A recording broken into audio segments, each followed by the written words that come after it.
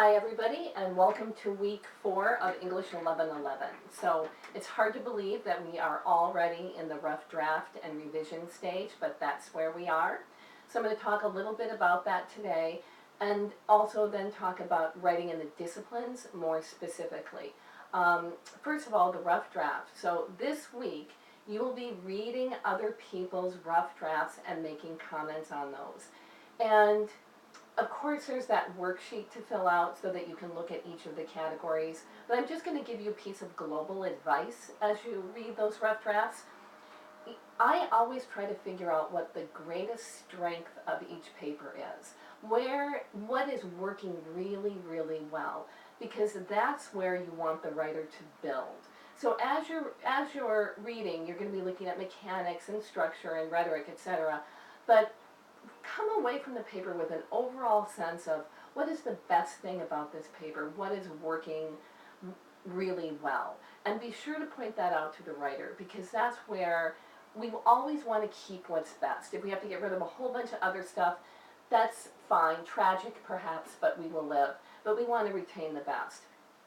As you get your feedback back and you start revising, another piece of kind of global advice is just save things that don't fit into your paper. Let's say you kind of stumble along and you end up writing a section on bee pollination and pollution that ends up not quite working into your outline. Well, don't just get rid of that.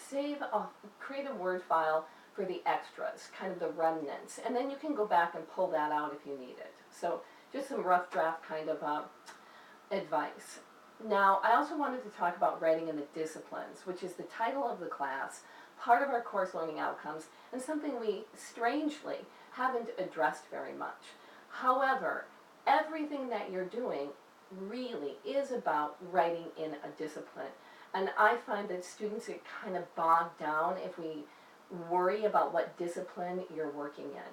But your analysis, your problem that you're solving through your research paper will be rooted in one kind of field of inquiry or study, which is all a discipline is. So an academic discipline is a field of study like English or sociology or public health, education, business, and there is often overlap between an academic field of study and the professional world. So for example, law enforcement is an area of academic inquiry, but law enforcement is also a profession. Medicine is an area of academic inquiry, but also a profession. Psychology, nursing, etc. So those distinctions are a little blurry. But one of the things that I want you to do now that you know what you're writing about is to find out, to discover what discipline your topic is rooted in. And I'm thinking, as I'm recording this, I've only read a couple of outlines, but John's comes to mind, and he's looking at No Child Left Behind. So there could be a couple of disciplinary approaches to this.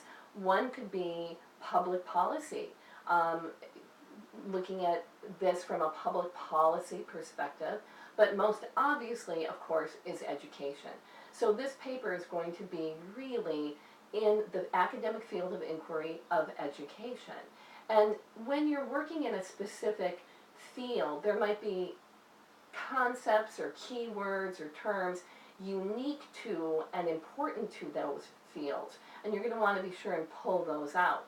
So for example, in psychology, we have terms like id, ego, superego, etc. that are unique to psychology that signal to the reader this is a psychological discourse. This is in psychology.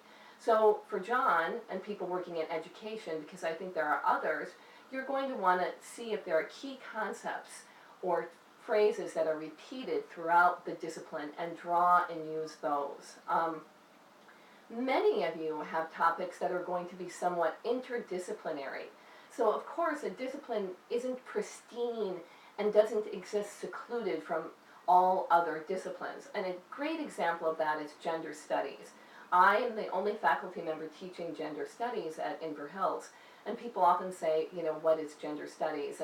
And I explain, just like we can think of things in terms of an economic system, we're very well trained to think of things in terms of an economic system or a psychological system, we can see the world in terms of a gender system too. But those categories, gender, psychology, economics, infiltrate and work together. They're not totally separate. So for example, let's say I'm making a decision about whether or not I should take a job, a new job. I can look at it from a purely economic perspective. Does this job pay more? What's my travel time, gas money for commute, retirement benefits? I'm going to assess this from an economic perspective. Then I can look at it from a psychological perspective. Will this job make me happy? Am I a good fit for that company? Will I enjoy the people with whom I'm working? Is it meaningful work in the world? Will I grow as a person? Many things to consider. And then perhaps from a gender standpoint, what is the affirmative action policy of this workplace? Are women promoted at the same level that men are? Is the salary equitable? What about maternity leave? How do they feel about flex time for working mothers and families? So I can look at the job from a gendered perspective. So we can see that all of these disciplines might work together, and there are many paper topics that will require an interdisciplinary approach. And I'm thinking right now of Kyla's, her paper is on how what we eat affects our health, which of course is logically a health, a physical health topic, but she's also looking at, again, education, public policy, psychology, many different things will come to play for her paper. She's looking at sugar and sugar production. So she's looking at sugar and synthetic sweeteners, and also at GMOs, and then also at food production. So she's going to have maybe agriculture, medicine, public policy, business, when we talk about food production, economics, because people are making money on the way we eat. So she might have a very interdisciplinary perspective on her topic, and many topics lend themselves to that too.